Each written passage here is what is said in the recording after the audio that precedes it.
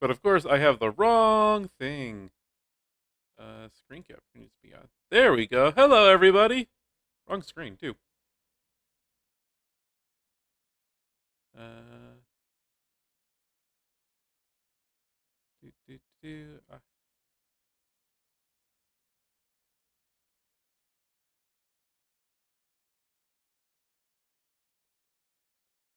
I can also turn off apparently the Krenbol logo as well too, because this is definitely not Krenbol.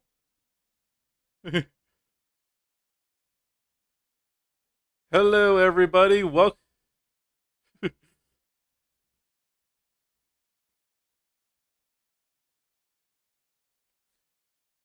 Welcome back, everybody, to the craziness that is Dungeons and Dragons: Tomb of Annihilation, where it's been a little while, and yeah, we are back now after a little hiatus because of holiday seasons and everything like that. Where we are once again joined by a nearly full crew of Chun playing Diggory.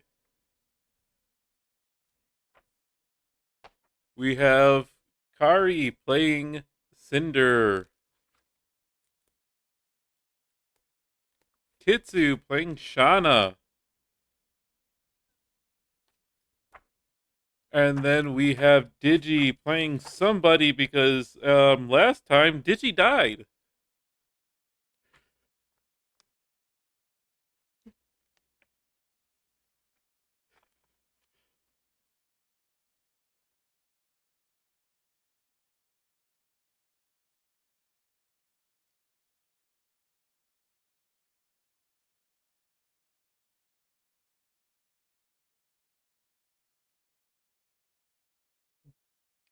So last time we were here, you guys decided after the village was so kind of creepy and slightly respectful towards you, and after doing everything and wanting to get the f out of there as quickly as possible, you were teleported back to Port Nyanzaru and landed essentially right outside of the merchant prince's villa for where your benefactor is staying for Wakanda Otomu.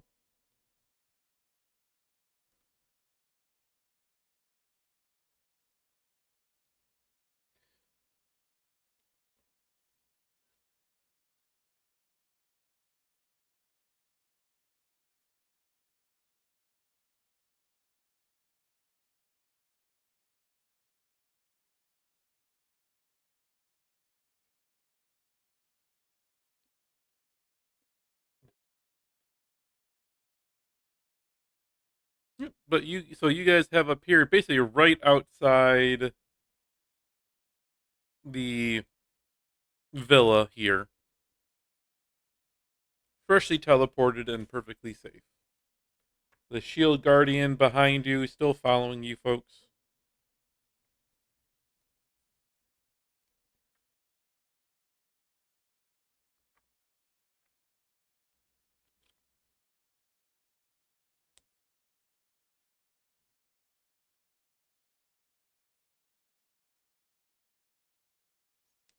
Oh, we will say that he is with you at least for this part to take care of that.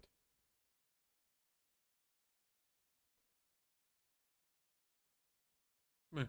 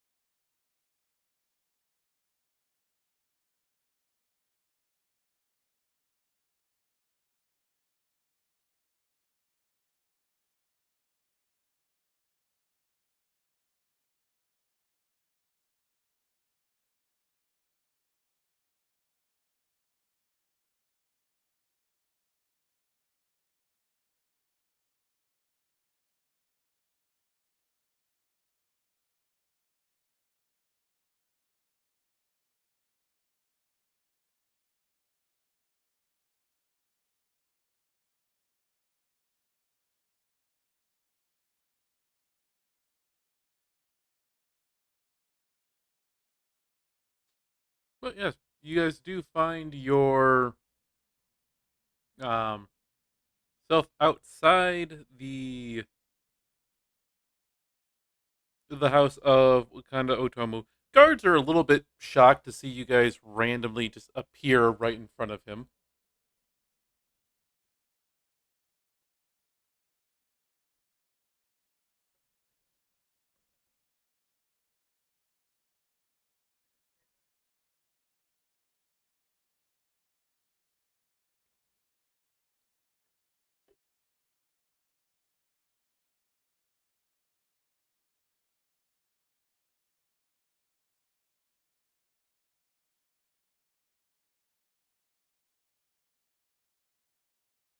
The guards look at you. I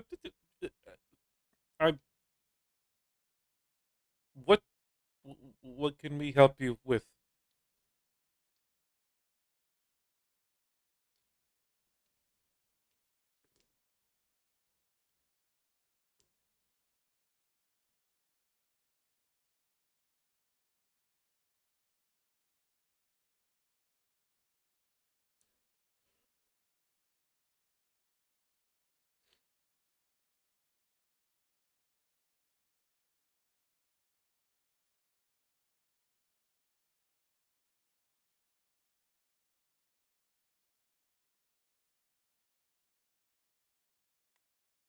All right.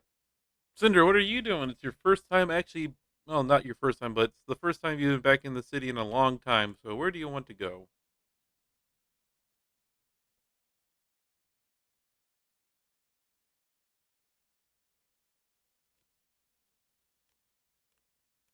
Okay.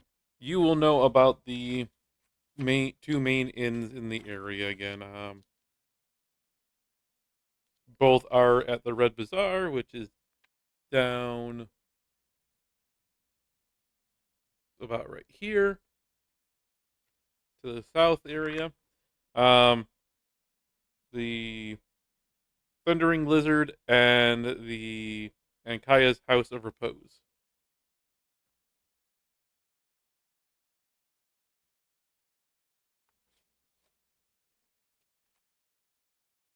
Fun. Yeah, it's from Thundering. Thundering.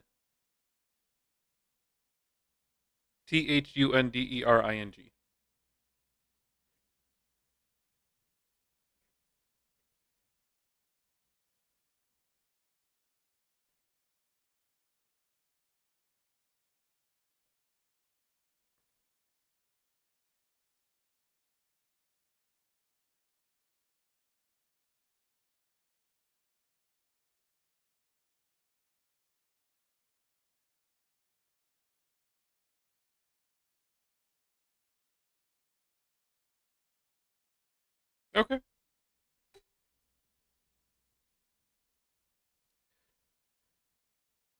You all will head out initially here for you. Shauna, you are trying to find some places to something to paint for yourself. Where do you want to head towards?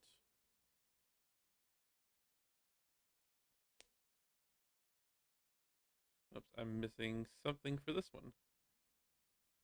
Play.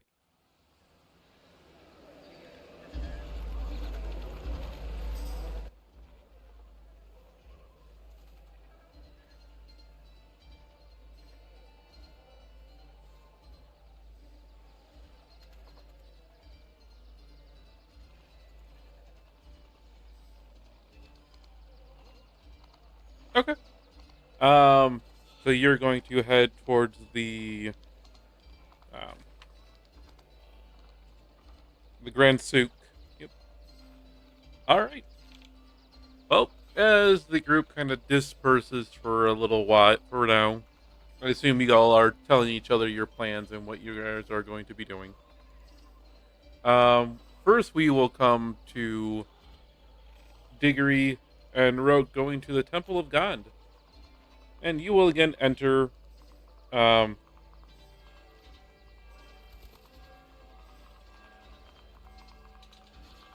you will enter and see the amazing um fountain in the middle that's shooting the water. all over the place, making amazing shapes, and most of the artisans are still there. You hear the hammering and chiseling and everything like that. Um, what are you guys doing?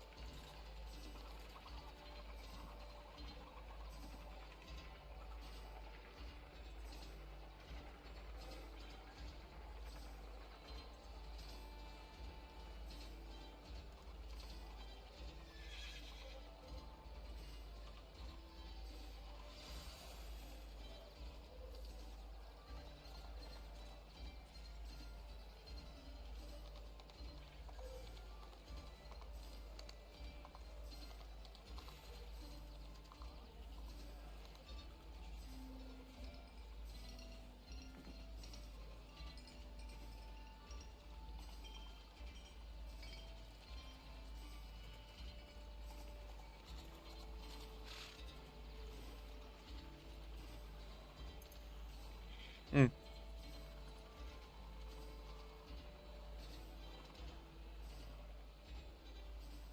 As you two are talking, a blacksmith or a person who looks like a blacksmith approaches you. You the Mister. I think you're Mister the Minotaur.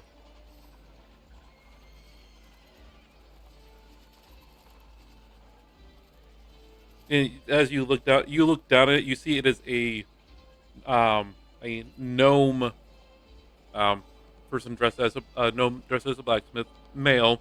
Um, skin looks like it's could be a deep gnome, but you're not sure if it's actually his skin tint or if he just has that much soot all over him.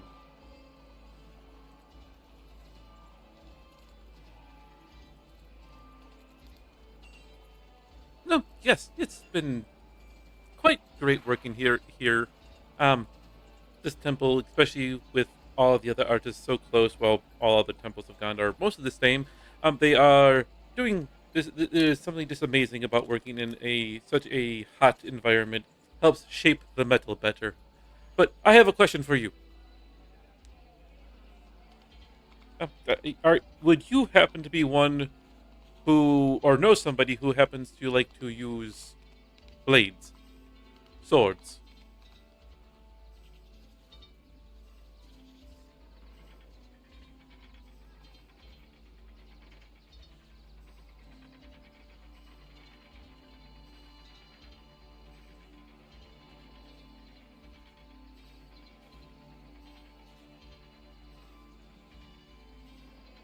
Perfect, perfect, perfect. Hopefully it's a hopefully they don't mind a long sword, but I have made a absolutely amazing weapon that I have no idea what it does.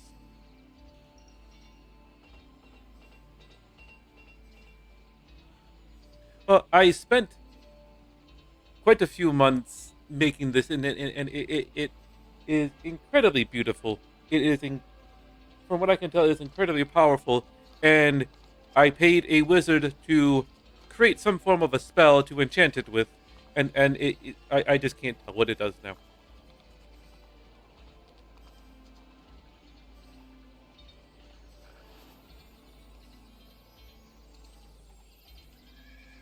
Just to take it, have it used, and after whatever adventures you have going on, bring it back and tell me what it does.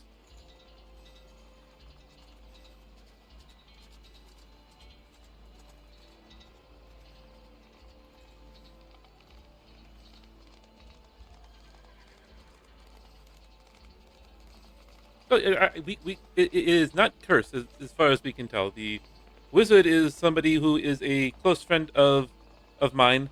Was introduced to me by Volo. Absolutely interesting man.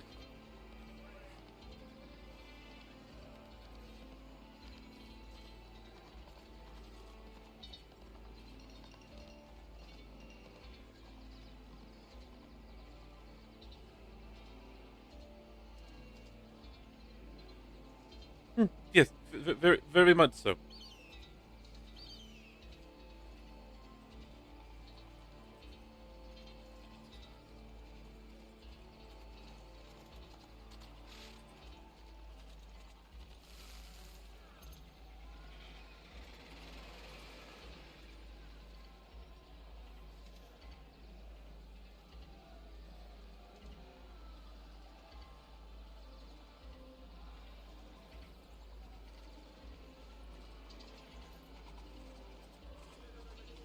Of course, of course. He runs off to his little part of the actual shop and brings out to you a. To him, it is basically a great sword, but he brings out to you a long. What is a long sword? The hilt is expertly inlaid with gold that looks like um, different filigree spirals going um, throughout the handle. The At the top, at the pommel is a very nice ruby that is very finely carved and crafted to fit perfectly at the end. The cross guard is inlaid with silver and gold and looks to be the most serious. And as he pulls out the blade is hollow down the middle, but seems to be emanating some light inside of that. And the edges look sharp even from far away from what you can tell, as he hasn't even handed it all the way to you yet. Um, the blade seems like it is well beyond what should be um, given to an adventuring party.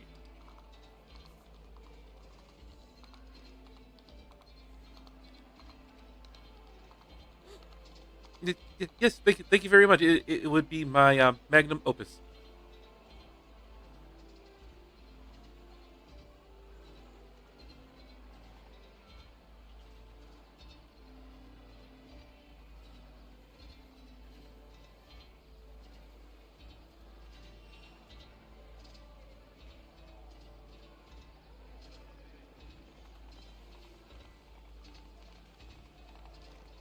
Don't tell the dwarfs around here that.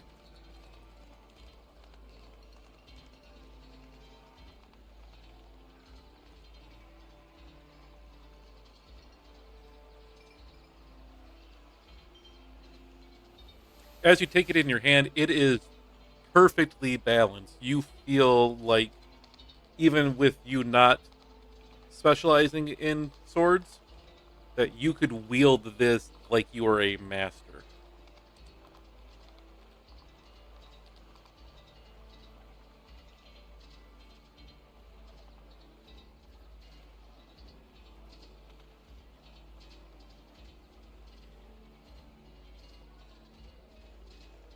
It.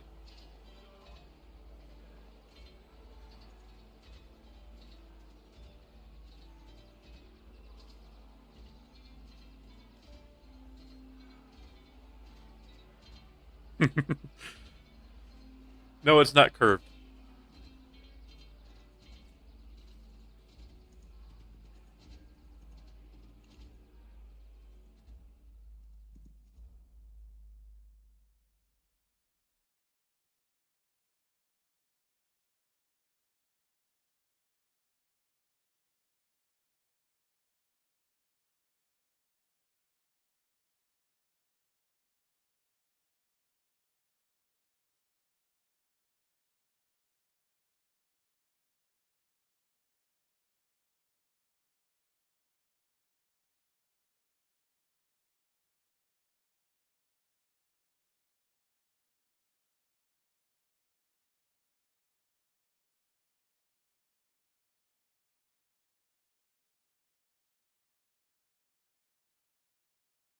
No, you can call me Tam.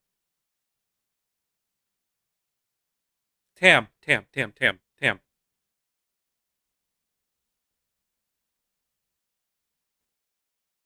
Hmm.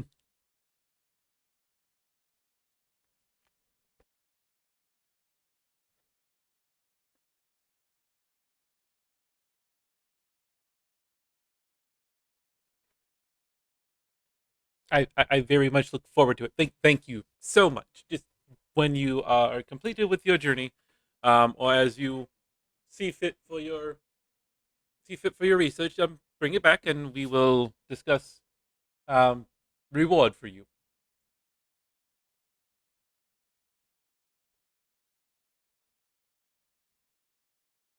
You're very, very welcome. Now, I just hope that the person, the wizard who says he was, said he was, is said he was, and he will. It is not truly cursed. So, best of luck to you. And he runs off back.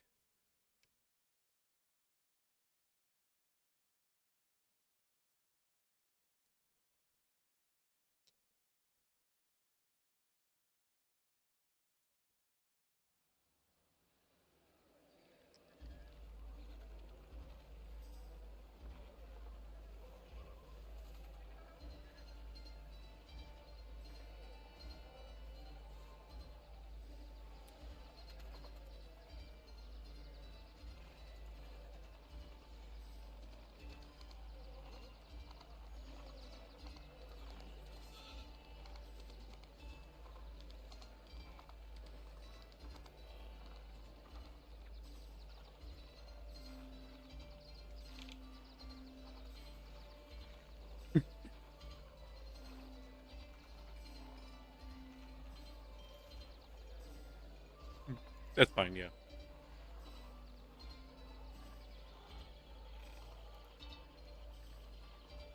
And while that has been going on, or most of that has been going on, Shauna, you arrive.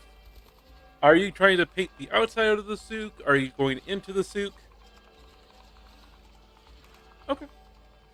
You post yourself up someplace that you think is a nice area to paint the hustle and bustle of both kind of inside the souk, but mostly the outside. The tent, you begin to start painting. Roll me a perception check.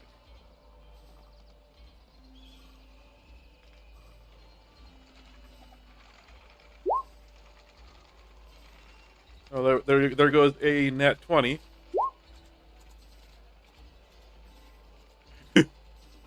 No, actually, this one,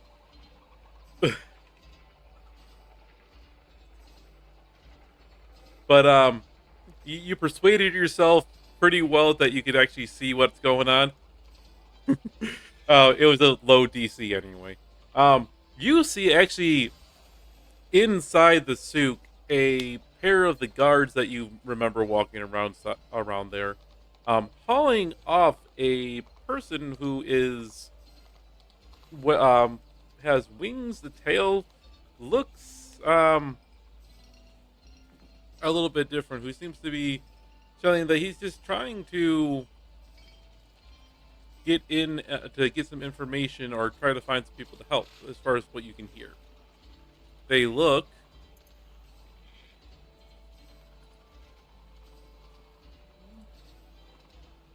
like.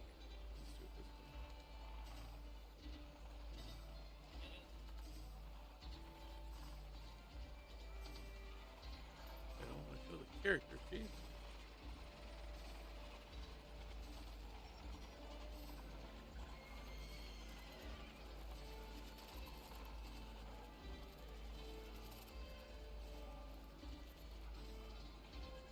Where is it? That's the character sheet. Look at the bio.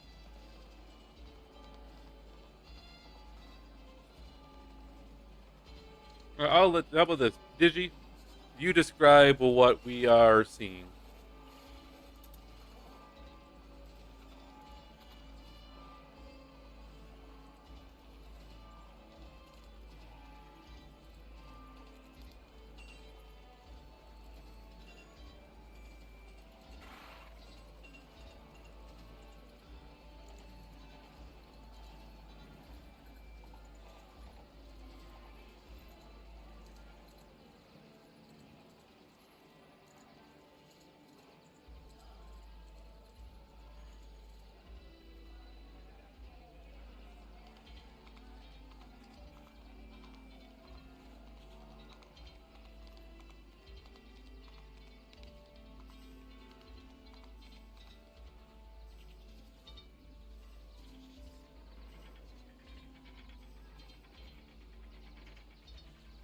Yes, this one was causing a disturbance in the souk. We need them. We were removing them.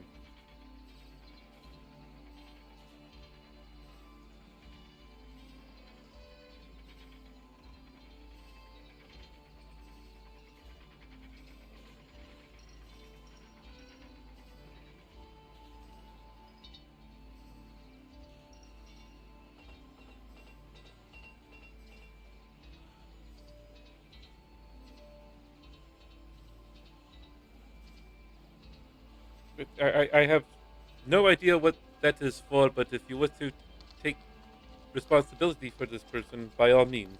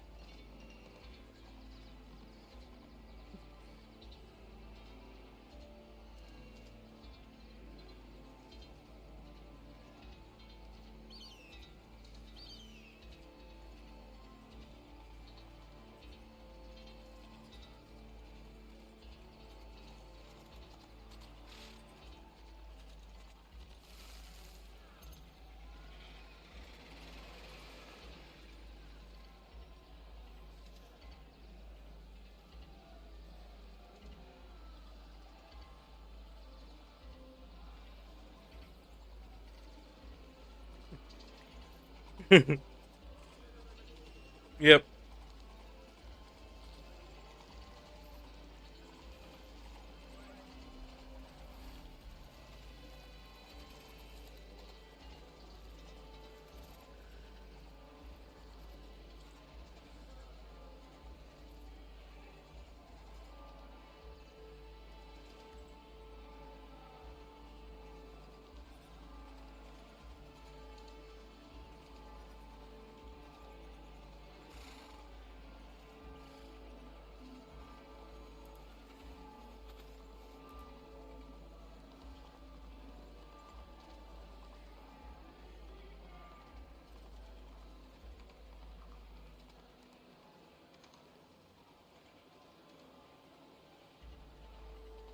We believe in you, Diddy. We believe in you.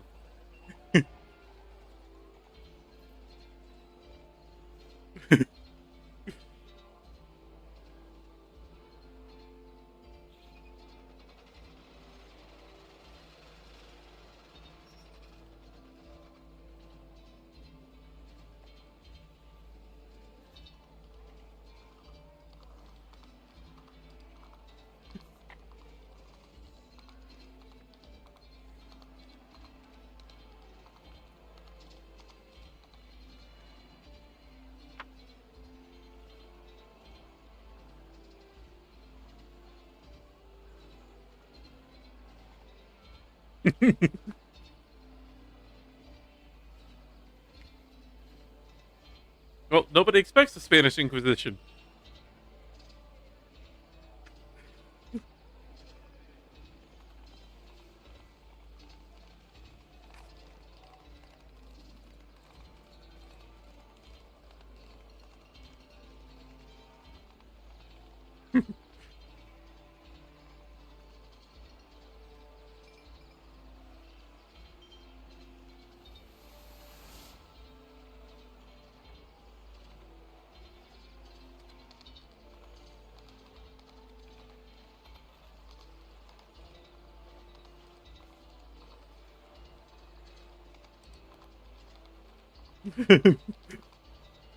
All right, Digi, you good now? You ready to go?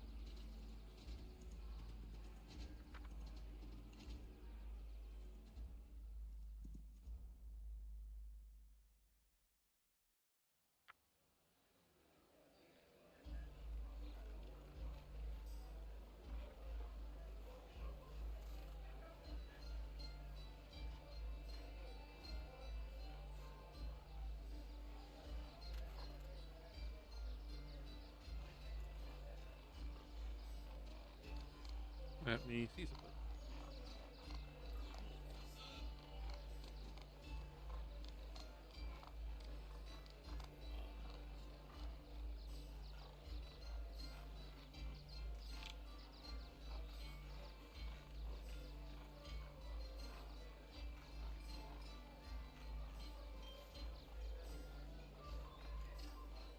Yes, you do know where the Aldani Basin is.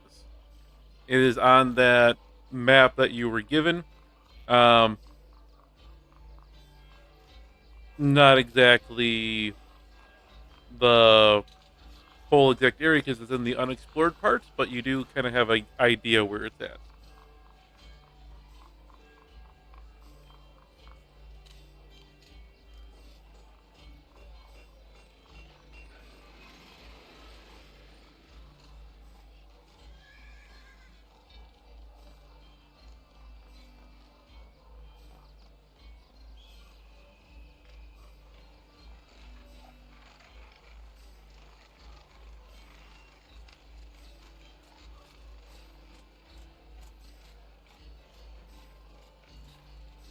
And meanwhile, while that is all going on, a little bit later on, down in the Red Bazaar, Cinder, you find your way to the Thundering Lizard, and as you are approaching, a half orc is chucked out by two very large guards and thrown into the middle of the street and told by a another person who comes out behind the guards that no, no, you're not welcome back. You caused too much of a ruckus around here. While we don't mind most of that stuff, you broke too many tables.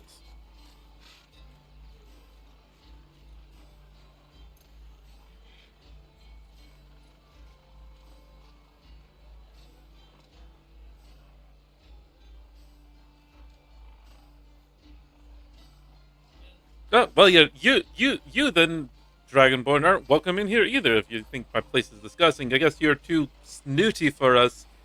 Go to Kaya's house then.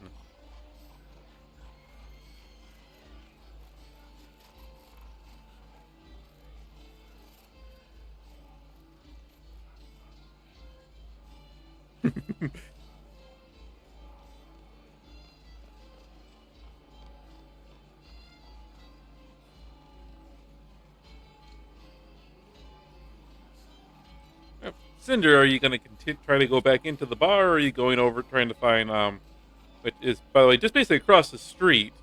You will find Kaya's house of repose.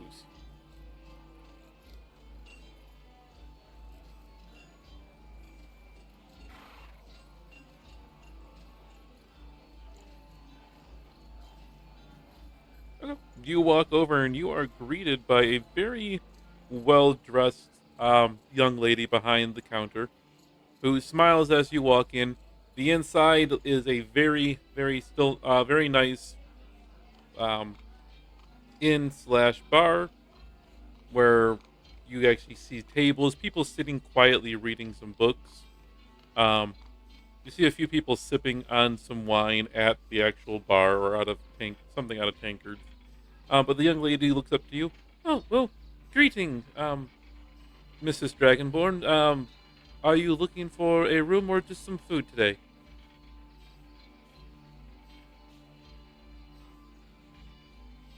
Um, one go.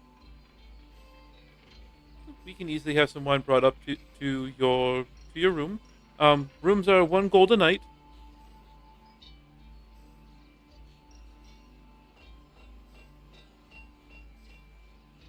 And what type of wine would you be seeking?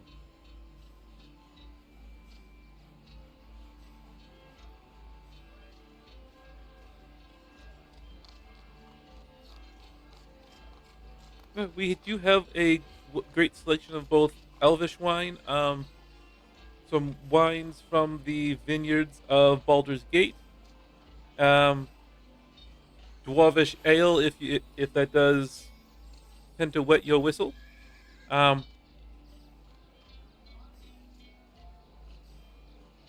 of course. Your room is room 4 up at the top of the stairs, and the wine will be brought up to you in just a few moments.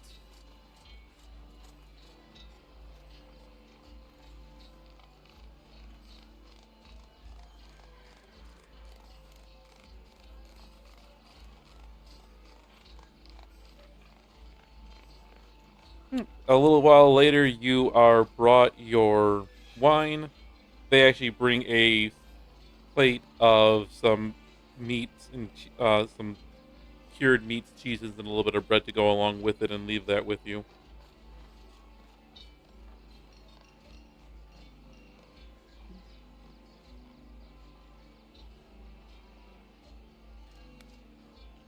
And with you bedding in for the night, or for now, we will cut back over to we'll cut back over to Diggory. Diggory, where are you going?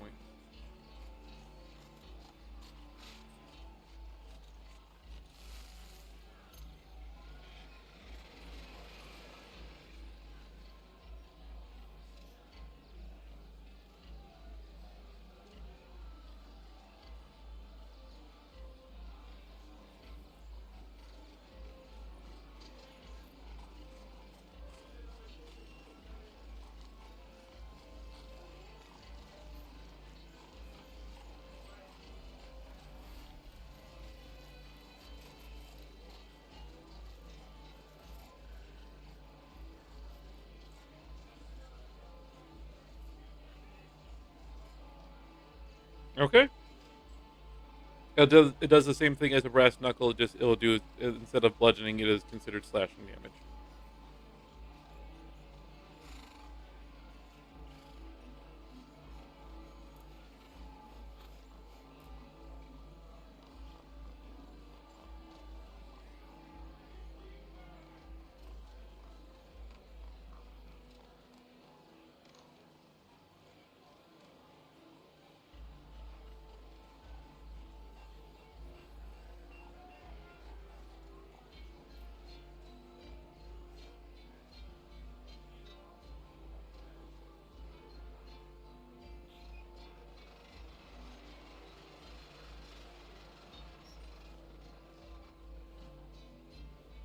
Okay.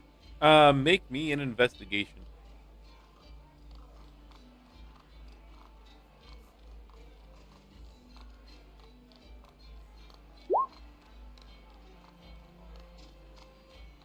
Okay. Um,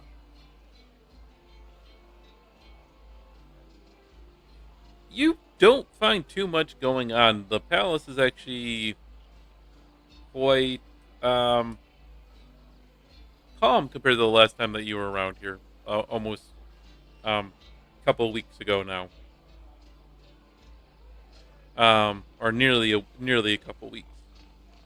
The people are still milling about like normal, but you can't seem to find the bookies, or at least not the bookie that you worked for before. You see a few people who are kind of milling about, but there's no runs going on right now, so nobody seems to be really interested in the bets.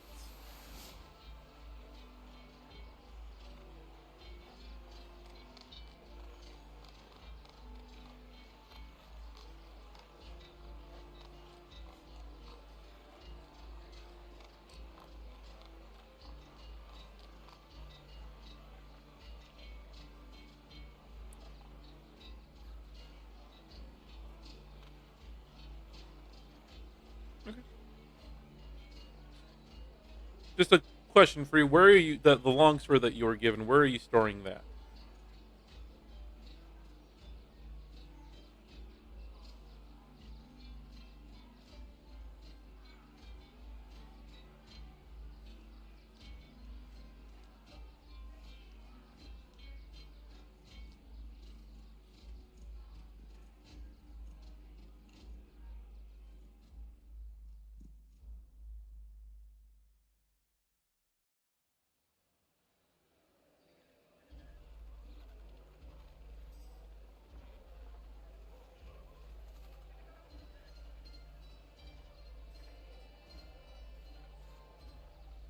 Okay. Roll me perception.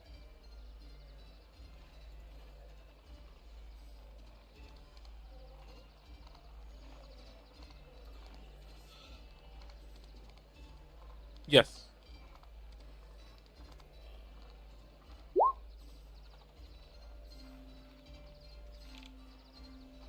Um, you don't seem to notice too much going on. Although, as you decide to head back into the city to go to the souk, you adjust your pack, and it feels a little lighter than it did.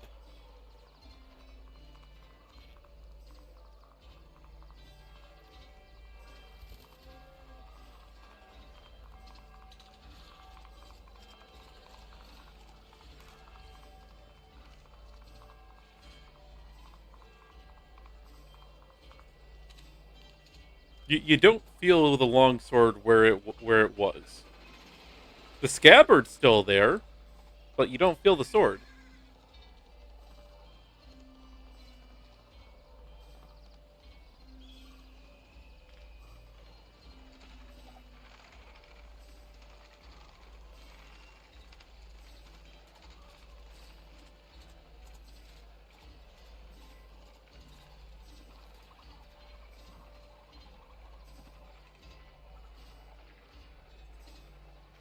What is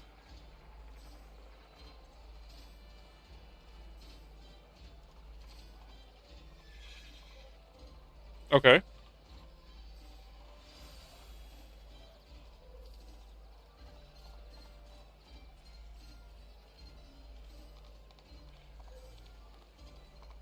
Go ahead and roll it.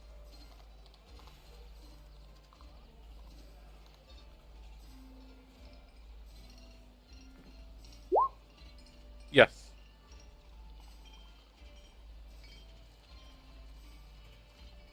you guys are over in this part over here.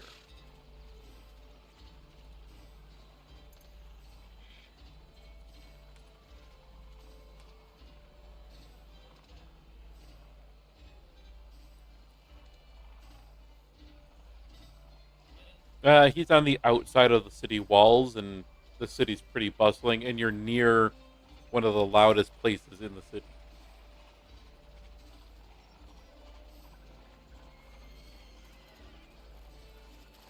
With your investigation, while you don't see anybody who looks like they just absconded with anything, from with you basically being kind of right here underneath this bridge area, from on the far side of this ziggurat, you hear some shouting and screaming as if something just happened.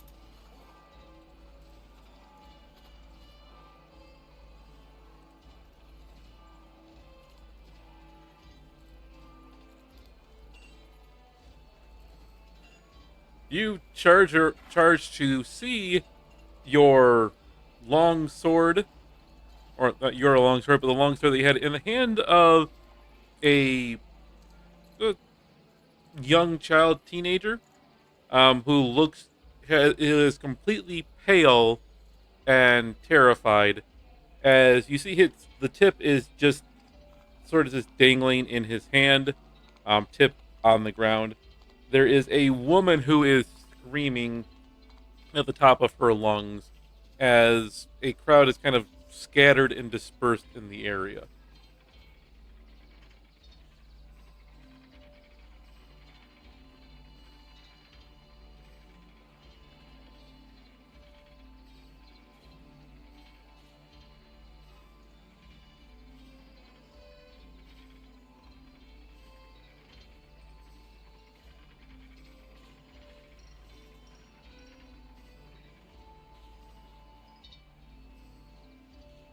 The kid doesn't actually seem to pay attention to you. He's stunned at whatever happened around here.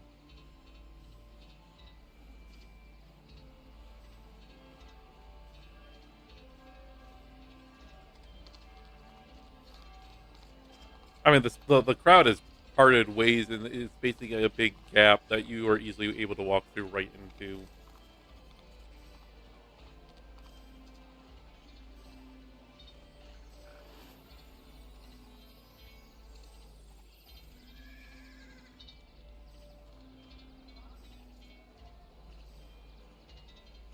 Again, he doesn't seem to be noticing. He's not moving, but he doesn't seem to be noticing you. He seems to be in absolute shock as to with whatever happened.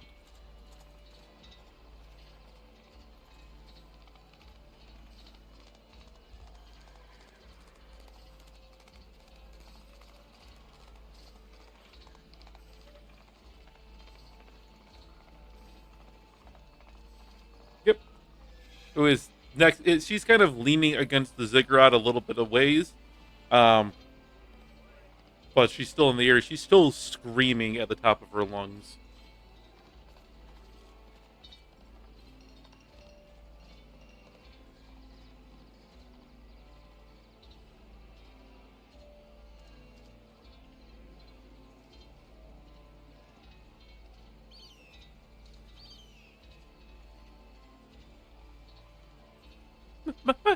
My husband is gone.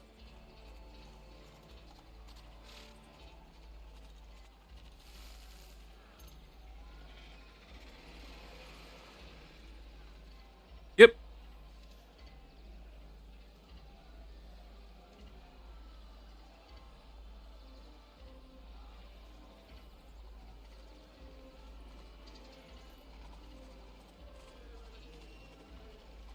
As if to finally first notice you there, as soon as you grab his handle or his hand, or wrist. I'm assuming you grab him by the wrist.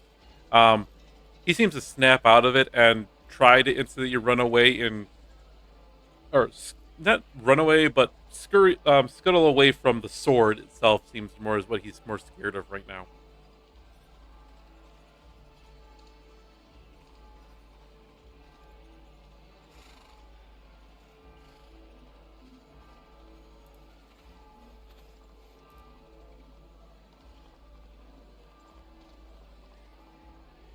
I didn't mean to do it. I was just trying. It was. I didn't know swords are still pretty valuable here. I'm so sorry. I didn't mean to. Whatever happened to him, I don't know.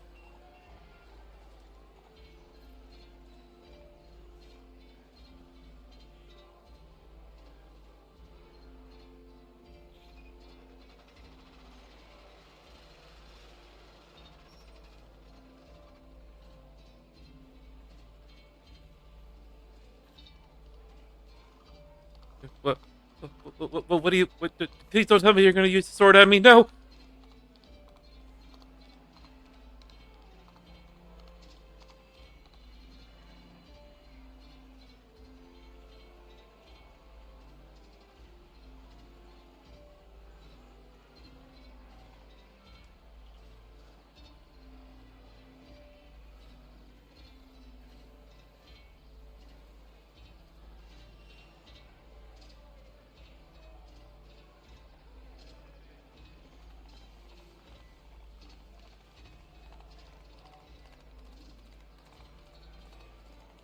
You were the tallest, and my friends were able to just slide it out as you walked underneath the bridge. So you were just the easiest mark.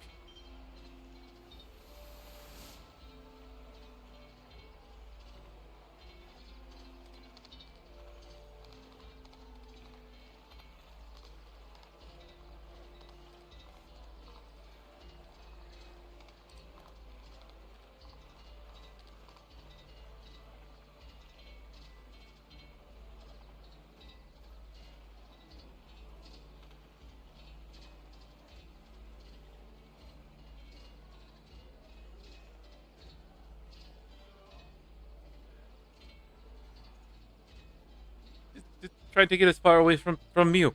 I ran. I was holding the sword. Well, probably shouldn't have been holding the sword that way, holding it out with the blade forward, and turned the corner and ran straight into her husband, and then he's gone.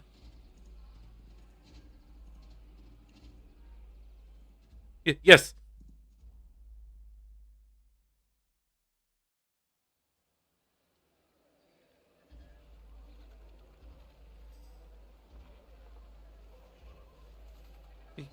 he, he was ran through, but then he's gone.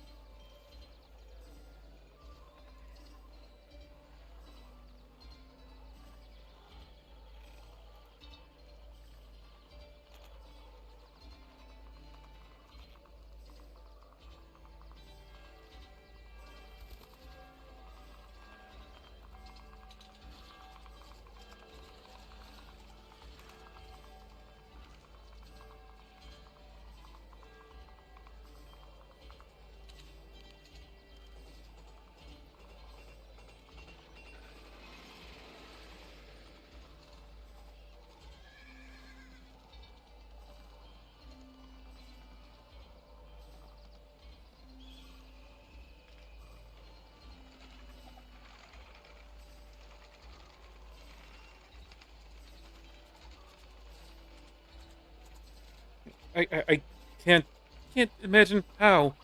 I watched him just turn to dust in front of us.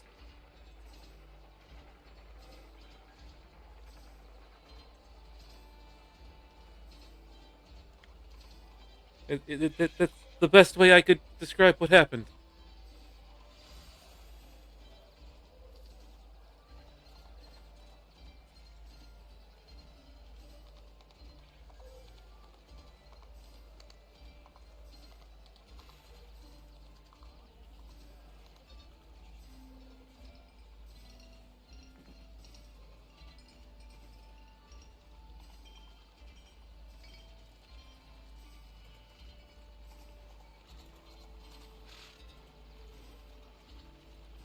Um, Kitsu and Idun, or sorry, Shana and Idun, you will hear some guards kind of being talking about something that's happening out in um the beggars' palaces, and some people are going to come and get ready to respond. You do hear mention of something about a minotaur being potentially involved.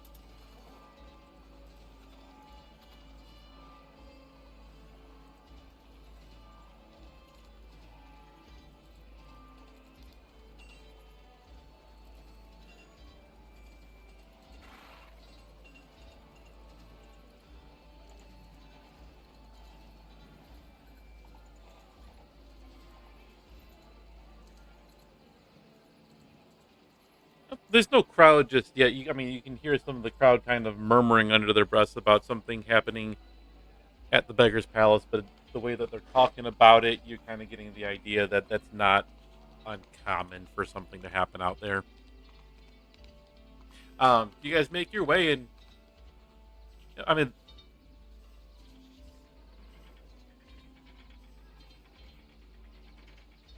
very slowly, yes. Um,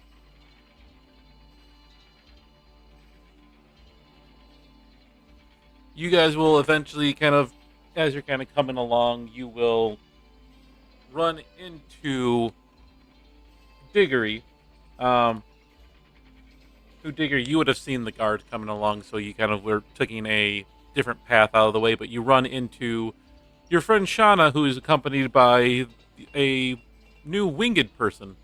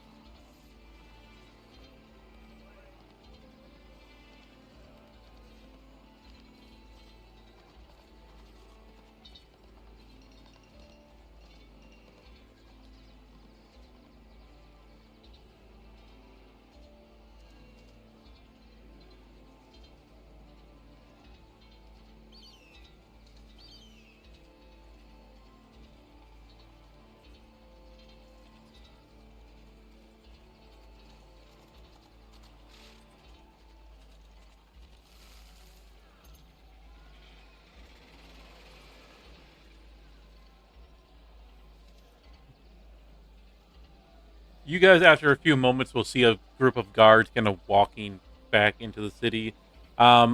You three, go ahead and make perception checks for me.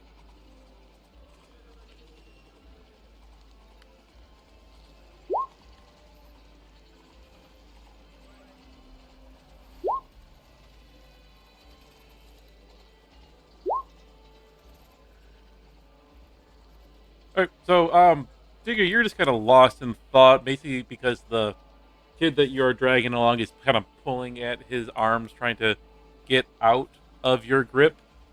Um, and yeah, and you can't hear anything that's going on with the guards, but Shauna, you hear them walking as the guards are walking by, saying that they don't know why they got called. The whole story of somebody just being vaporized by a sword is way too far fetched. No sword is that powerful.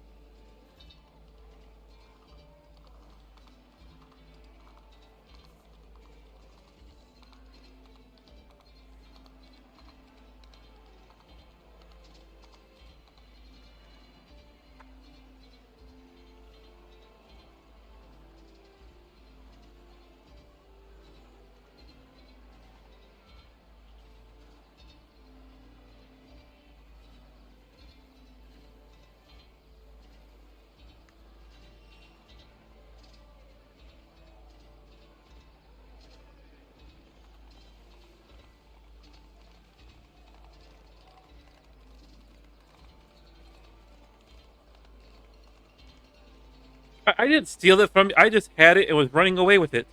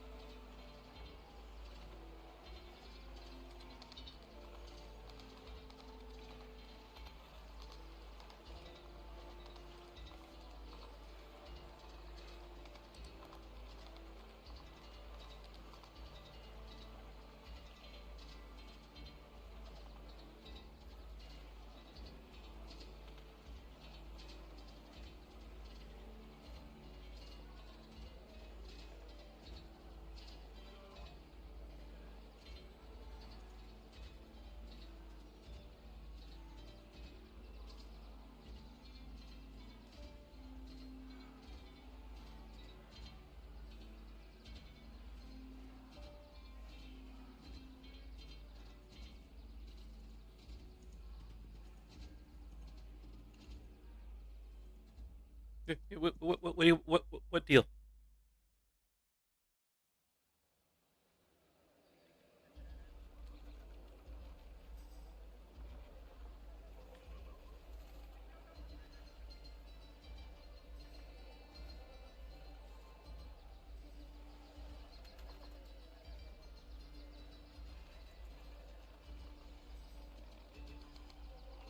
Where's the Temple of Gand?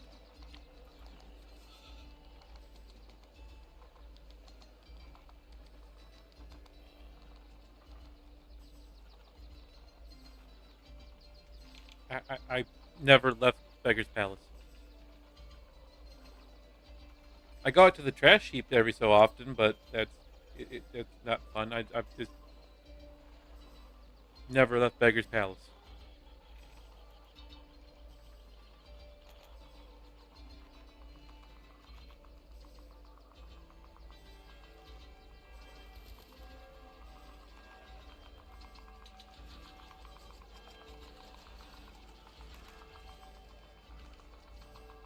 His eyes light up.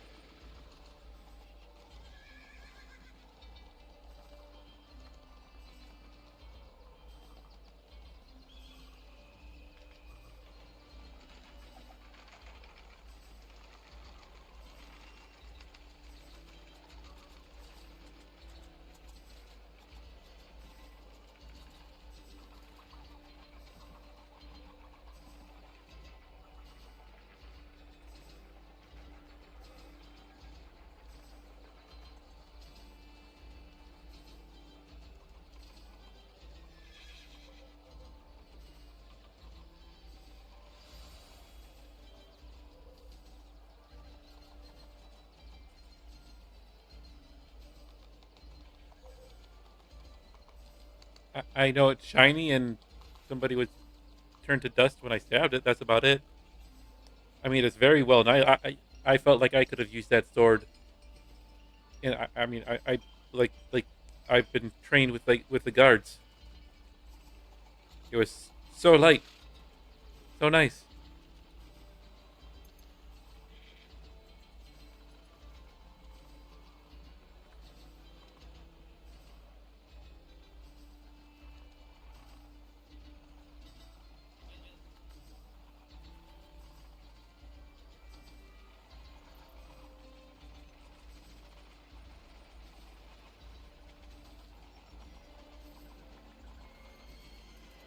Sure, I can do that for you, Mister.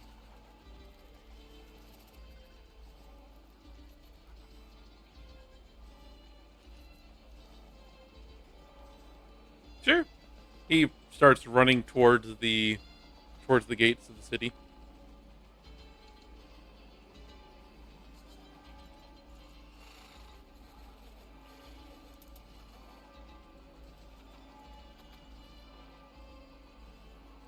Are you keeping track of them? Yeah.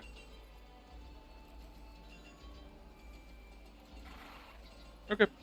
As soon as he looks back to you as he's about to enter the city, and then he starts darting off in this direction instead.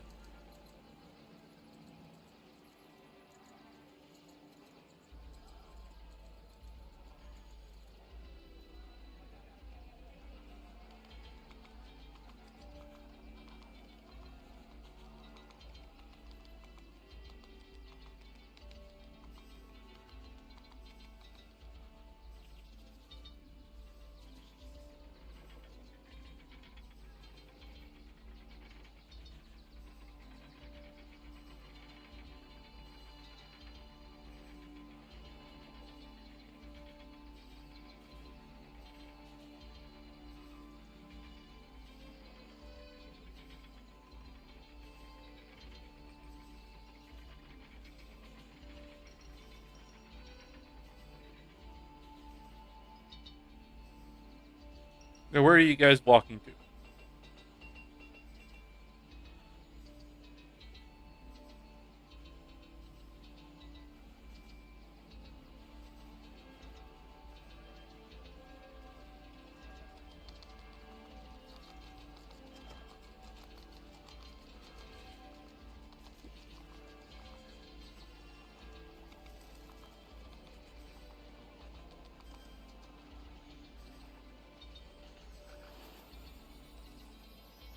You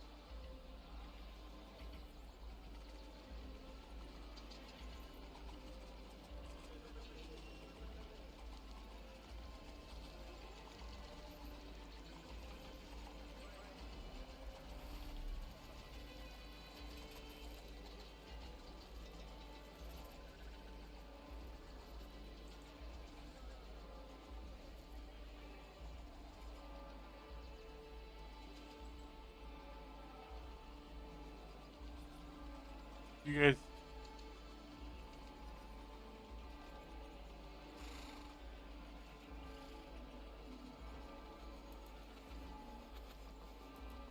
with you folks walking and talking throughout the city, it doesn't take you guys long to get to the Kaya's House of Repose down in the Red Bazaar.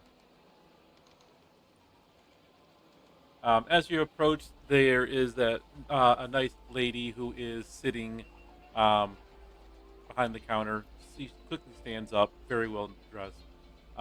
Same things that you see. You see people that are kind of milling about in the um, in the in the tavern area, eating a little bit of food, drinking at the bar. Very quiet though. It's a very nice place. The lady behind the counter looks to you. Oh, are you here to eat, or are you here for the night?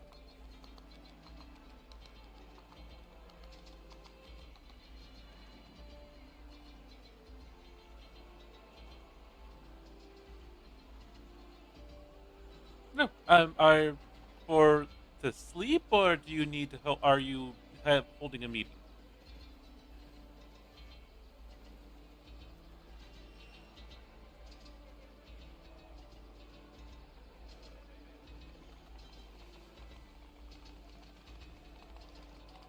Oh, yeah. We have been getting our share of adventures today. There was a dragonborn that came not too a little while ago.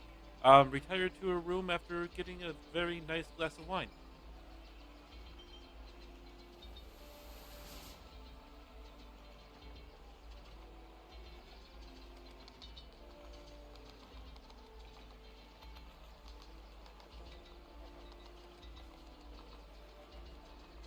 Well, if you'd like to, for rooms for the night, they are 1 gold piece, and as a since it has been more than enough for you, we can offer you our private dining room to hold your meeting, and I will even have someone fetch your dragonborn friend.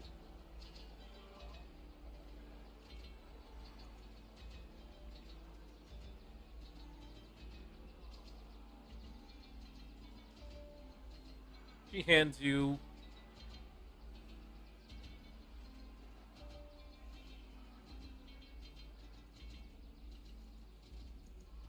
Oh, each room is for an individual person, so 3 gold for the rooms.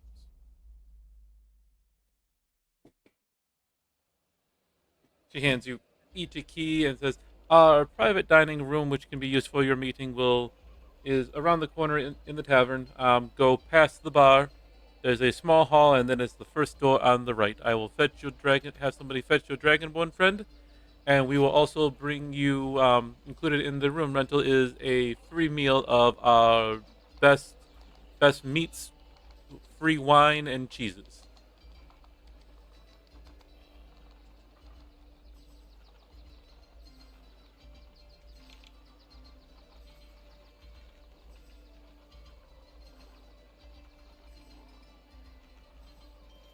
We can include some fruits and other uh, foods with everything, and if you prefer to drink water, we will include some water as well.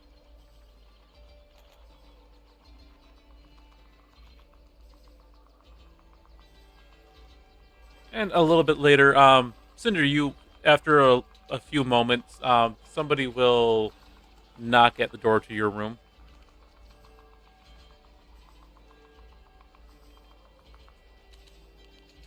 Um, Ma'am, you have some friend callers who have taken taken their leave into a private dining room and request your presence.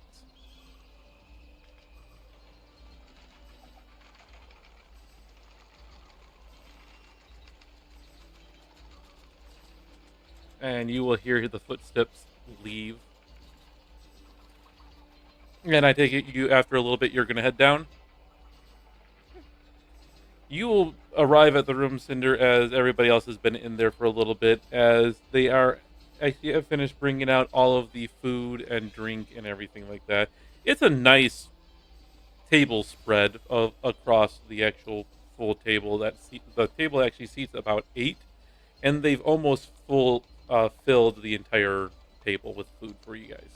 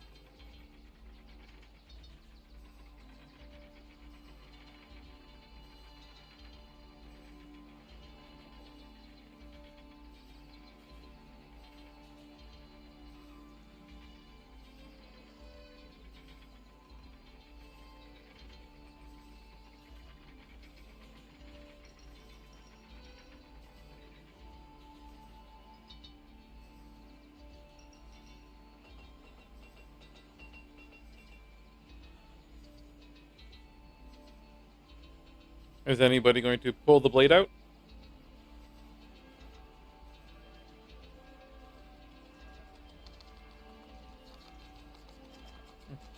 Nope.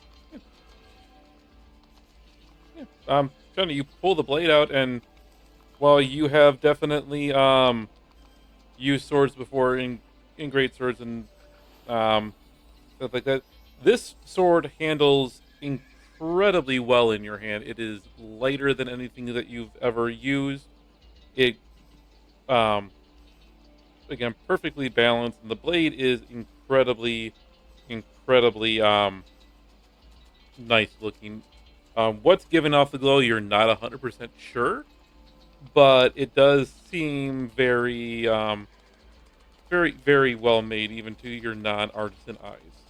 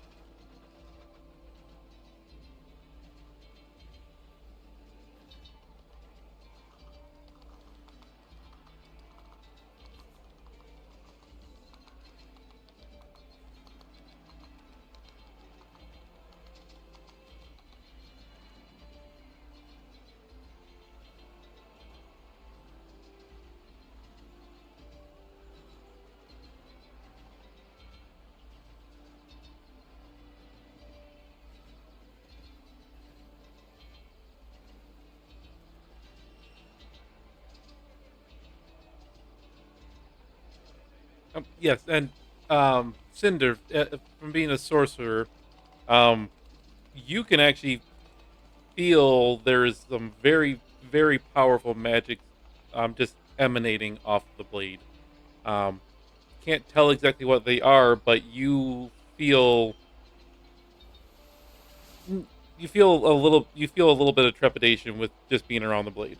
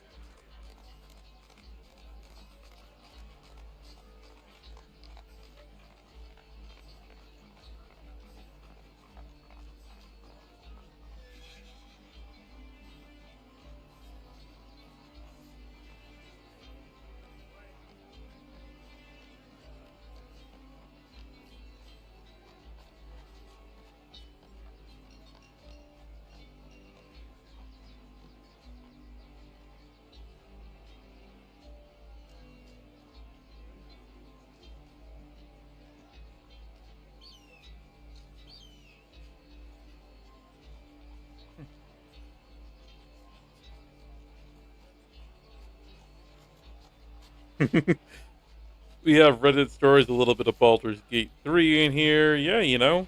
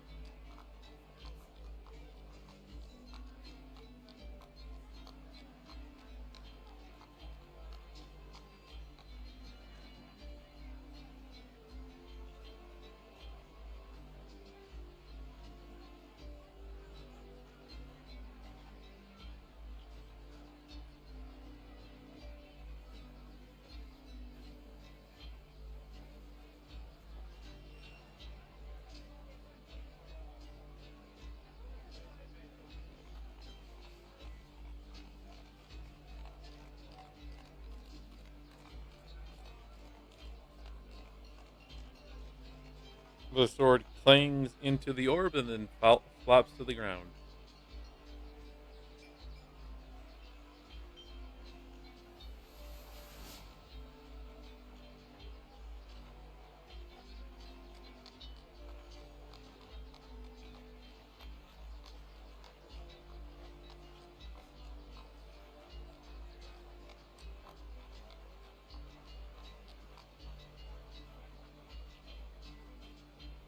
Okay.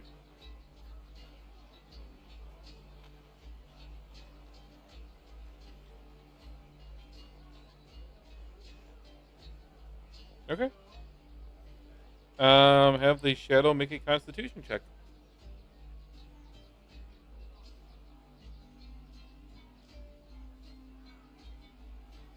Save. Save.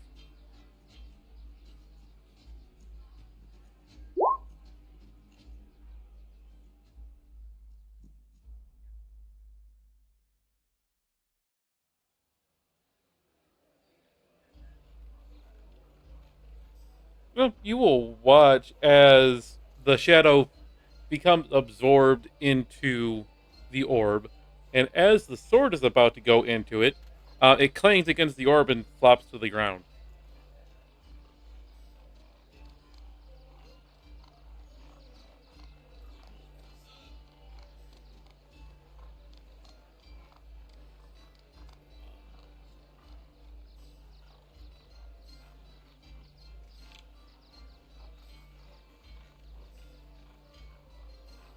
Okay.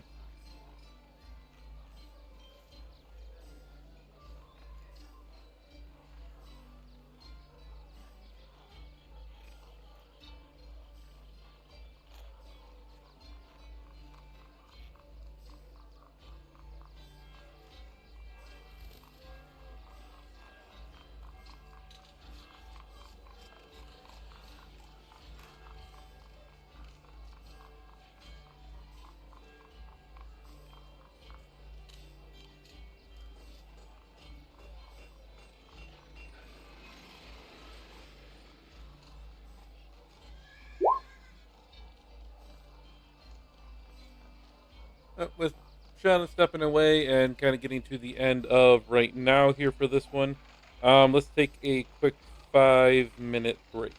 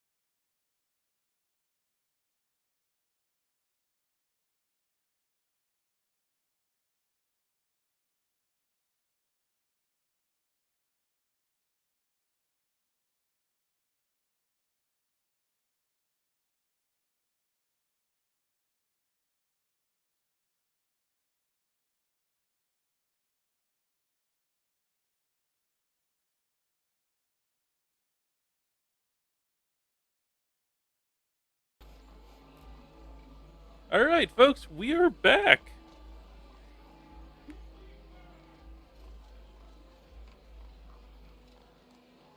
Yes, thank you, Sean.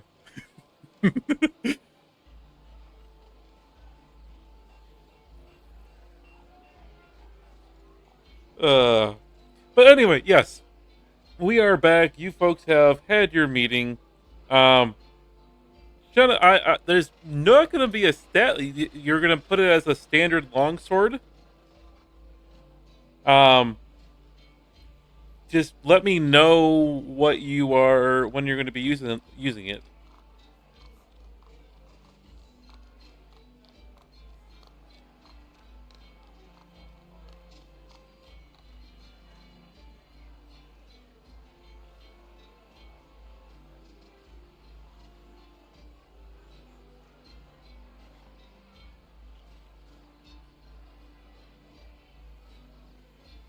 Yep.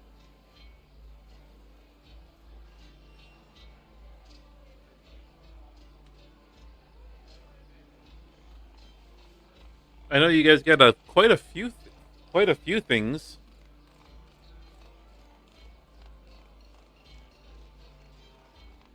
Yep. You have a few things that haven't been identified either, if I remember right from everything.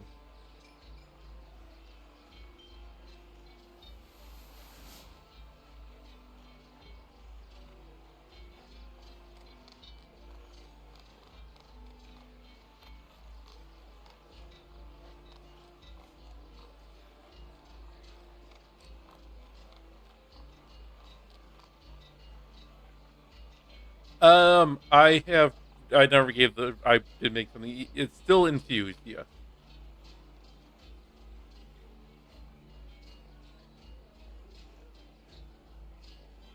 It is. It is staying infused. Yes.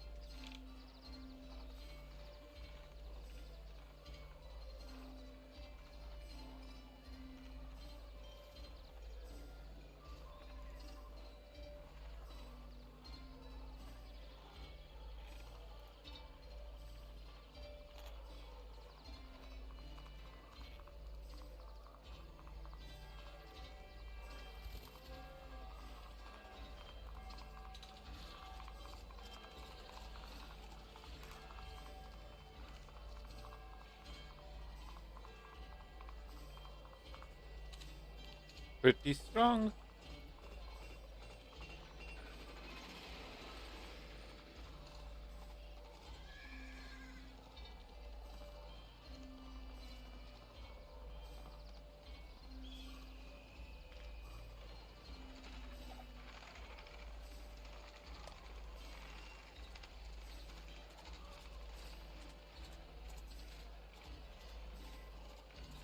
I think the only thing that you don't have. You identified the jewel dagger. That was the dagger plus one that Cinder has.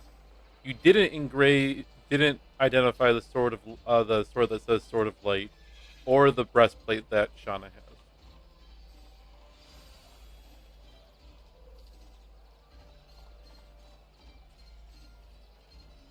I guess you did identify that. Did you identify that?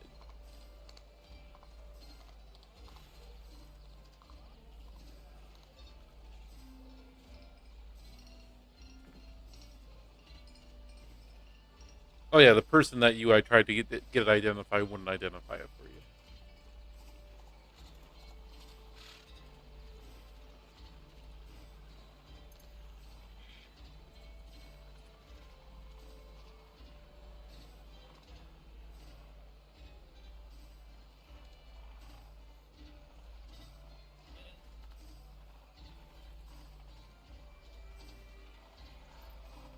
I will. So won't let you use rote as kind of a kind of go to, except unless it's really needed. You can buy scrolls of identify in the markets or the souks.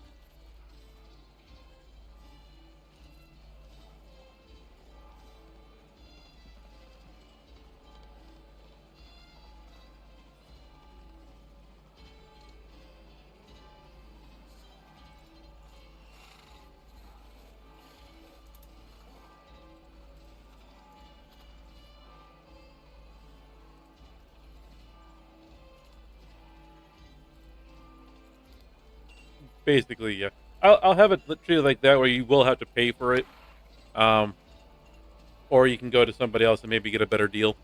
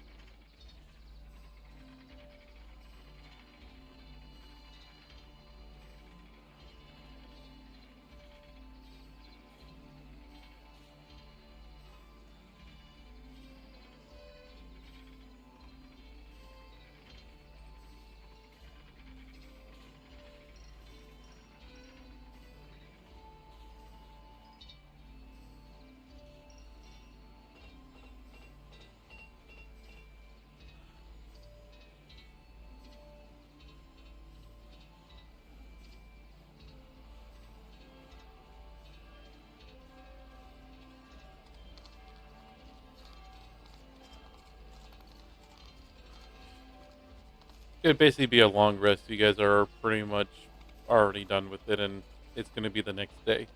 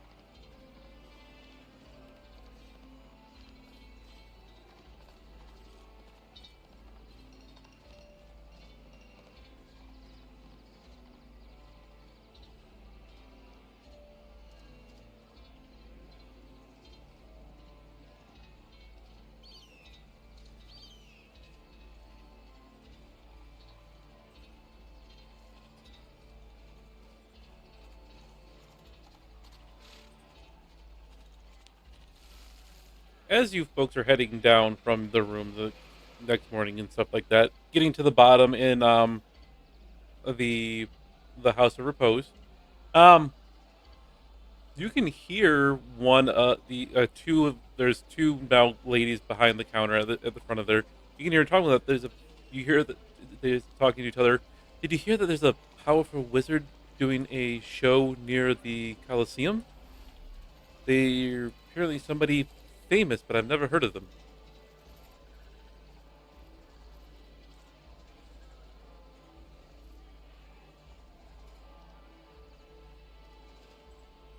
Hmm.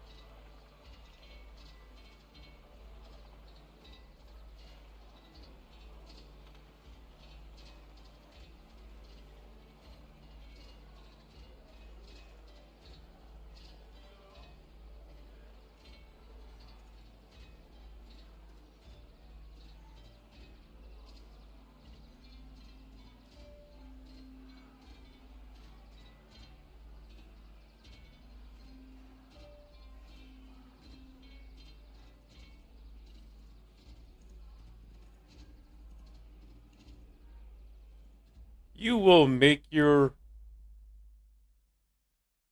you'll make your way towards the Coliseum, and you will see outside of the Coliseum a um, crowd of people gathered, kind of blocking the way to the Coliseum. It's actually, if you were walking, you're coming up from this side right here. It's the quickest way, and the crowd of people is blocking you at this end right here from really getting all the way. As you are approaching, you can see bolts of lightning and flames shooting out into the sky. Um, very large flames and bolts of lightning. Birds peering out of nowhere and just scattering off into the sky as well too, and then vanishing later on up in there. Are you trying to make your way to the front?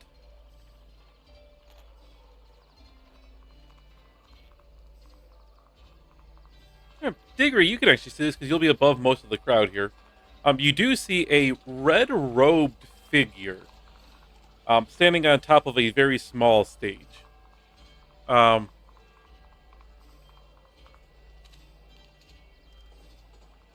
okay. The robe, the robe is pretty much all red. His hood is drawn up, and end of the sleeves are capped with a bluish material, runes of some kind written all around the blue areas. Um, at the foot of the stage, kind of towards the front of it, there is a very large, burly man in some scale mail standing there, occasionally looking back, and you can kind of see he's got a small little bit of a smile. Since you guys are both there, if you want more details about any of the person from what you can see, I need a perception check, please.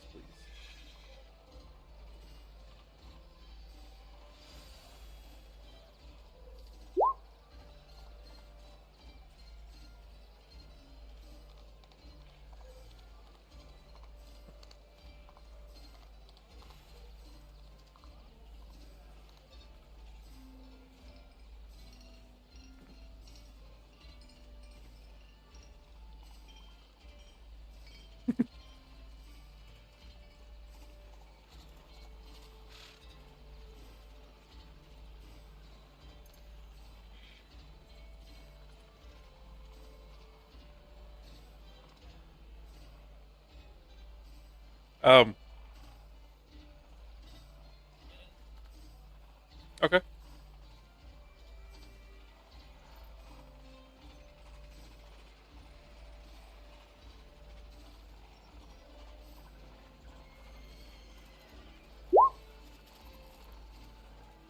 Okay.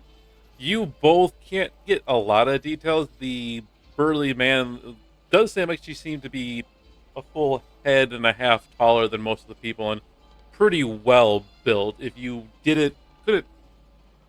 You can't at the distance you're at, you can't really tell exactly what it is, but you can almost swear he may be a Goliath. The wizard though looks very frail. His most standing feature, besides the stark red robe, is golden skin or golden tinged skin.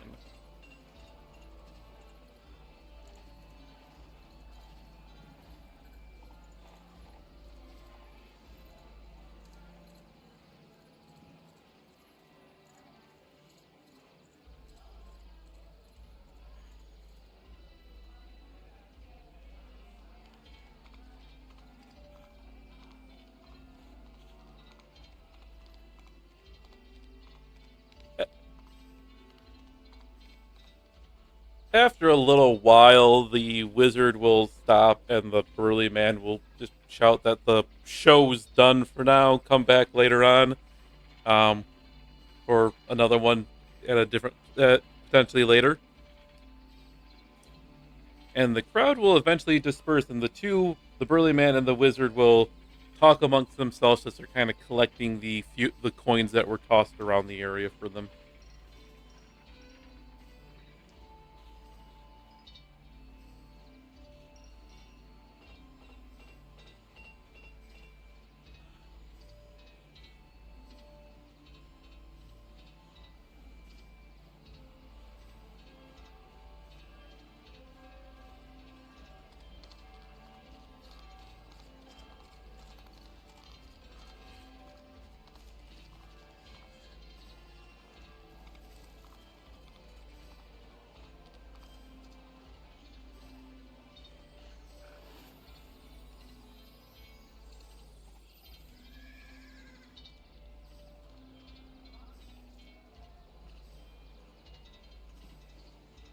Both figures will look up to you, a little bit of a smile. Now that you're much closer, you can tell actually the very burly man is human, just a very, very large man.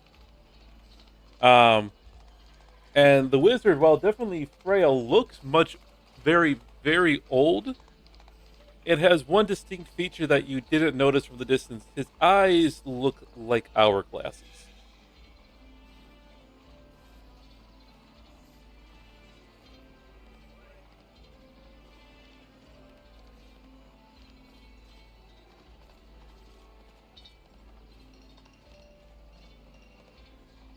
The burly man walks up to you.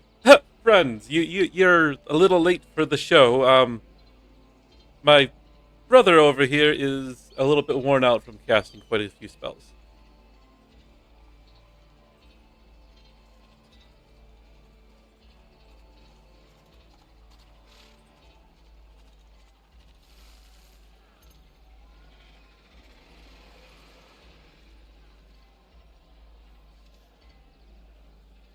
The wizard speaks up with a much younger and sprier voice than you would give given his appearance.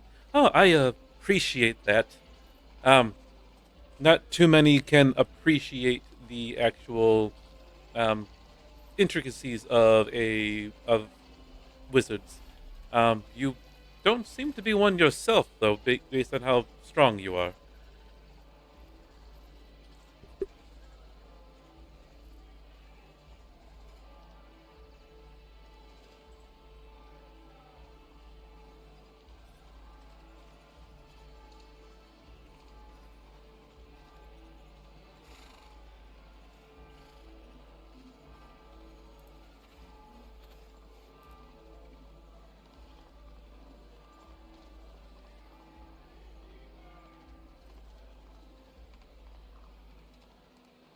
Yeah, well, I mean, to be completely honest, and for your sorcerer friend there, who's emanating quite a good amount of magic themselves, and the wizard points to Cinder.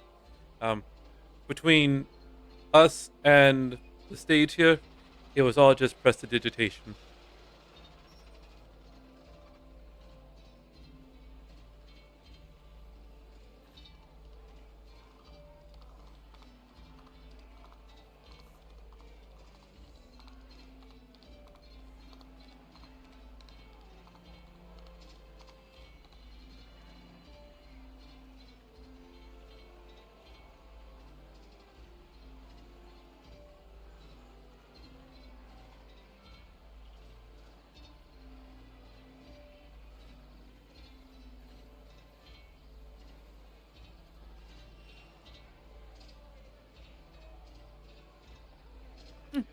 Next show will be in about 2 hours. Just want to make it seem like my brother here, and this is the burly man talking. My brother here is needing to rest a little bit. Plus, it gives us a chance to use some of this coin to get some good food.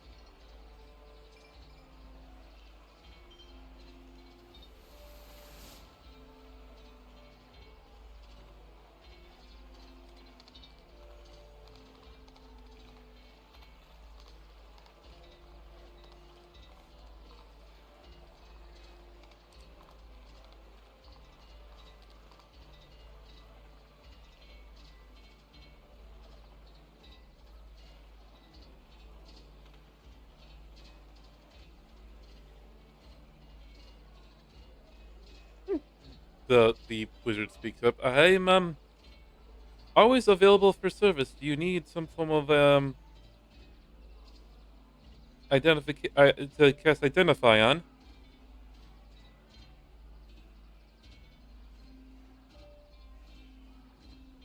Well, seems most of the crowd has dispersed from here, so now is as good as time as any, I suppose.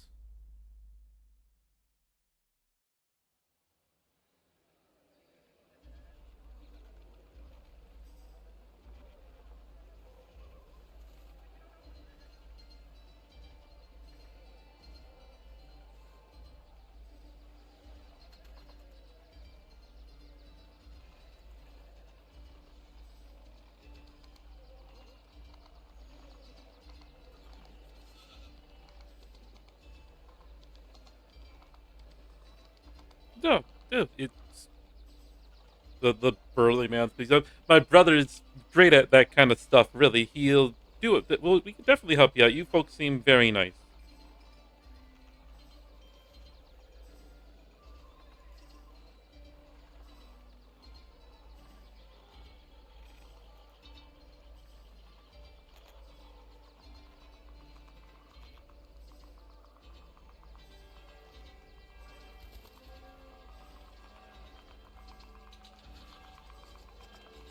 Oh,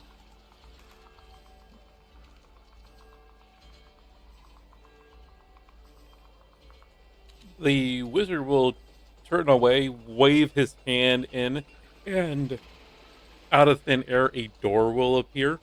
He opens the door, and you walk in, and he walks in, and inside you can see what looks to be a very well kept house.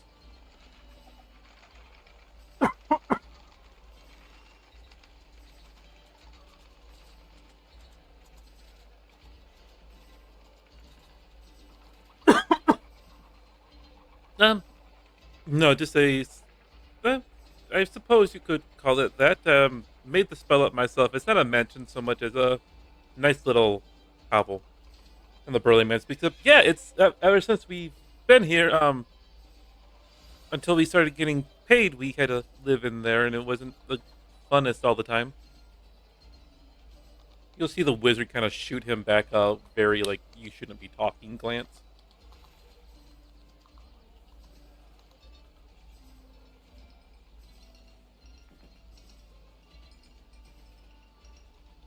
If you wish to call it that, yes.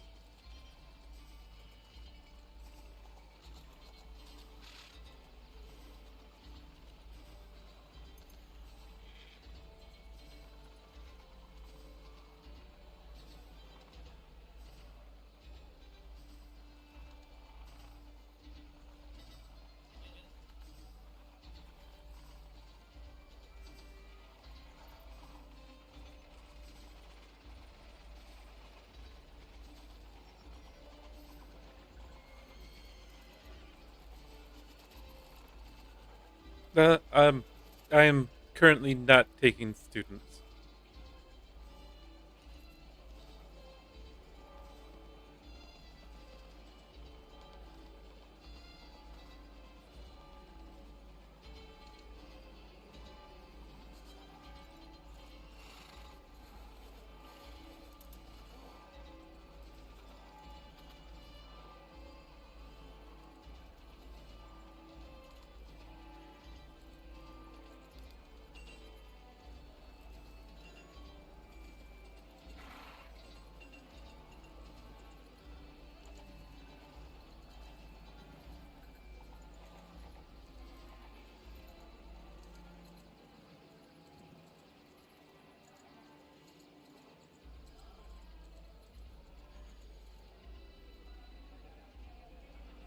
Oh, well,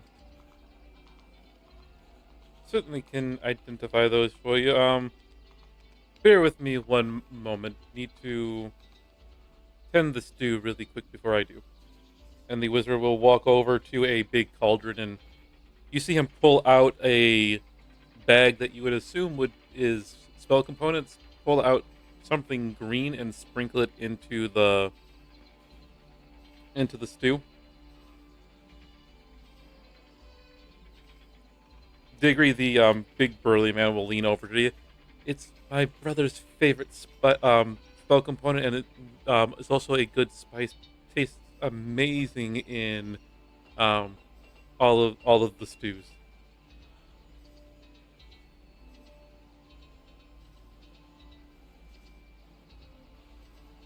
I think he calls it marjoram.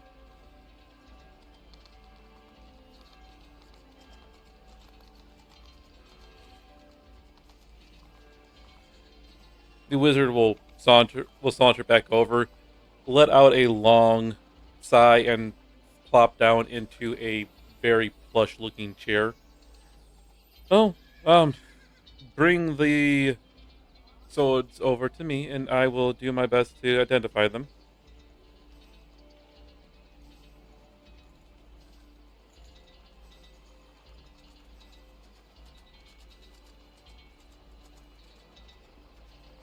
he picks up the first one he picks up is the one that you got from the gnome crafter. Oh, I recognize it. I put an enchantment on it. Was supposed to just be a well something similar to true striking and also a adding shock damage. The spells didn't. Oh, worked with is a loose statement. I just wrote a few scrolls for him to enchant over this. You say that what's wrong with the sword?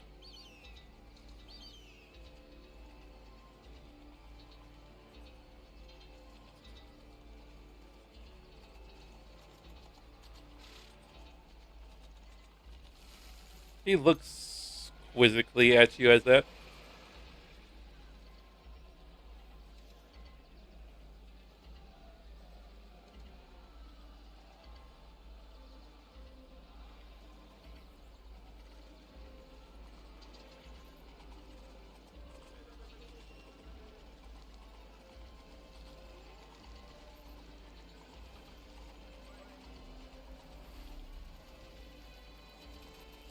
I doubt that any of the spells that I gave the gnome could do that. Again, was supposed to be just true striking and some form of electrical damage.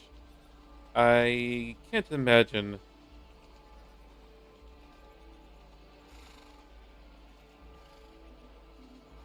So he casts. You see him wave his hands to cast a spell. Yes. I from what I can tell you here, there's just true striking and essentially shocking grasp on this.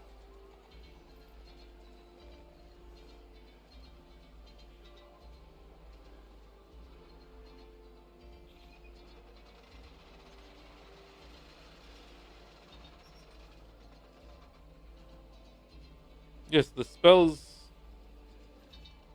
that I gave were quite quite weak. Uh, uh, you see him starting to tap his chin a little bit, and then you will also see shortly after that the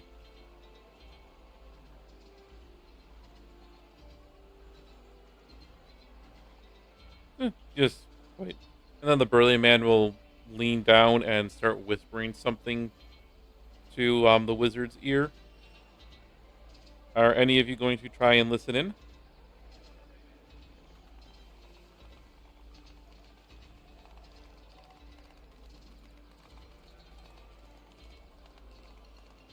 Per- Perception.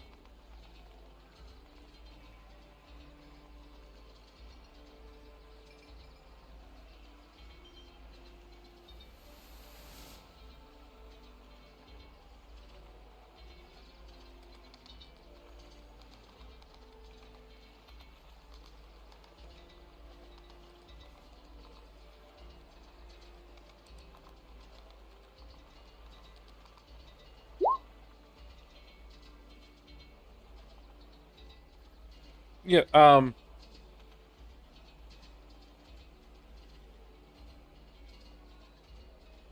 Jenna, you will hear very whispers say, "But your magic's been all weird since we came over."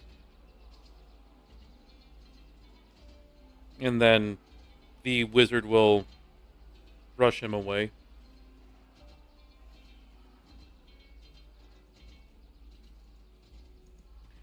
Then let me see the other sword, and he will again cast a spell, wave his hands around a little bit. Um, After he does, he seems to be very, very drained of energy and is kind of just um, starting to pant a little bit. But then he holds it out to you. The sword's not cursed. Um, it is well, for all intents and purposes, and he goes into kind of little bit more of a flowery in universe would say it's a +1 sword, but against any chaotic creatures, it's a +3 sword. Against any lawful creatures, it's a -3 sword. And it also says that once per day, you can deal double damage on to the last creature that you hit. But if you do, you lose 2d4 health, but the rest of your party heals by 2d4.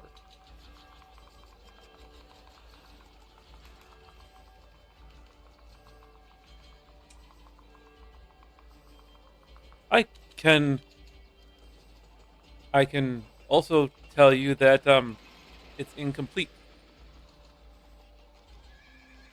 There's a somewhere in the world, I can't tell you where, but there's a partner to this that can form something greater.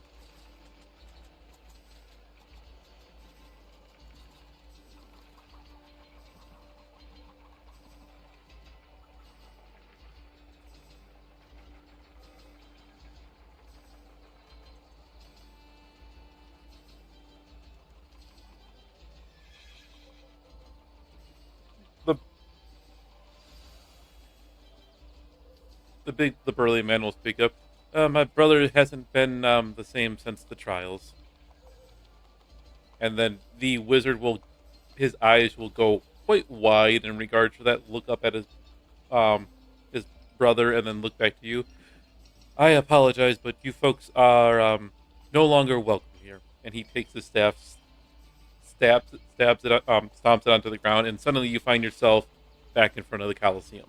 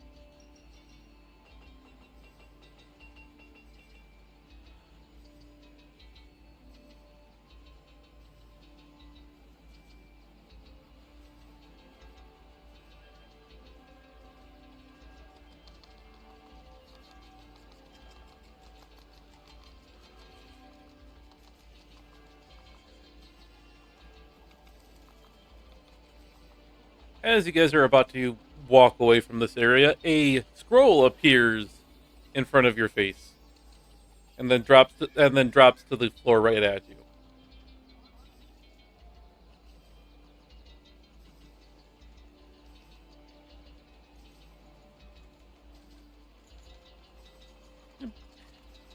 It reads, that they appreciate your kindness. Since they've been lost in the world, he and his brother have not known too much kindness besides when putting on shows. He offers you one final gift, a scroll to teleport yourself to any place that you have been before.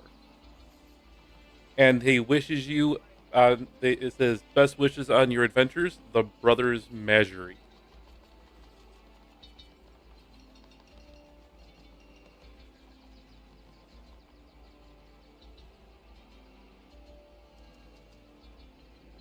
And I will spell out how the name is spelled.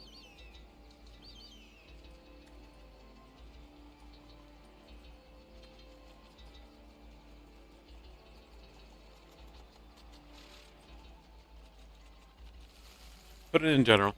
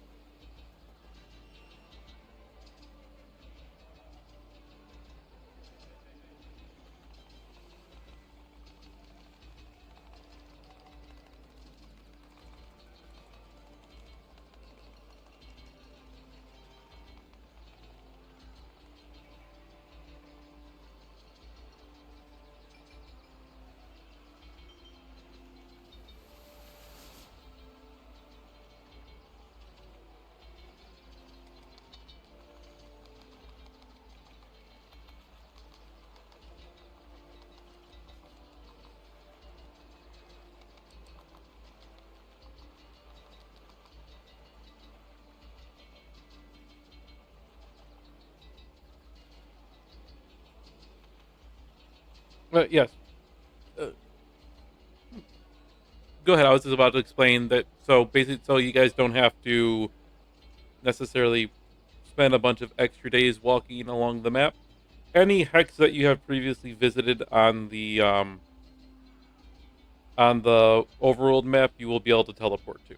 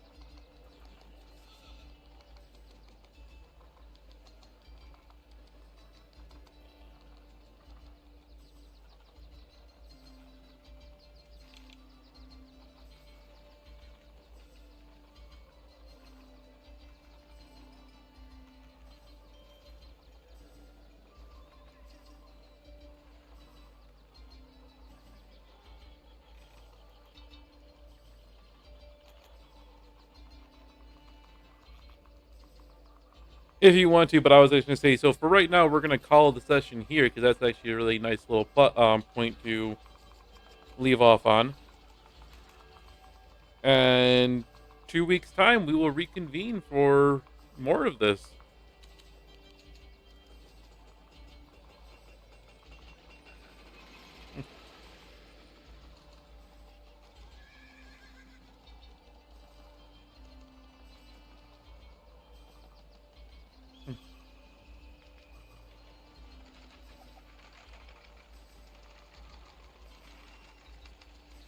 I will I will give you guys an image into the Discord channel of the people that you looked at. I didn't want to do it because if you did look at them, it does kind of, if you've read these books, they give it kind of away, but that's what they look like.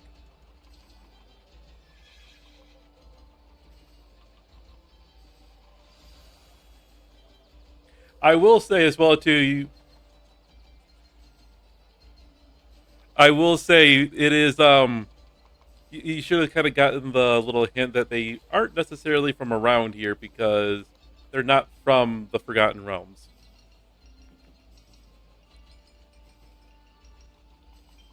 That's exactly where it's from.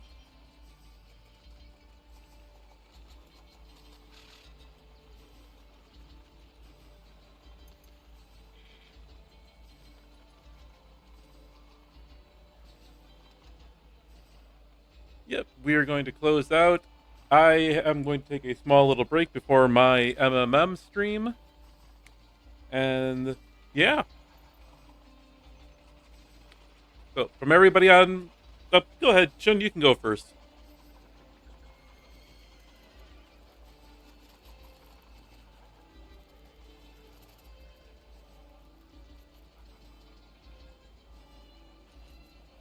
And for everybody in my chat, I appreciate you guys sticking around. You guys have always been amazing. Stay tuned in the next about 10, 15 ish minutes. I will be back to stream some MMM Blood Bowl and do some craziness there.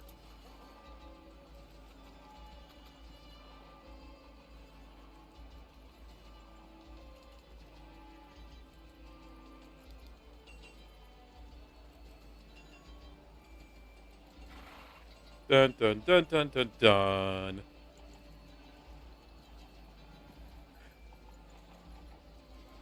All right, catch everybody later.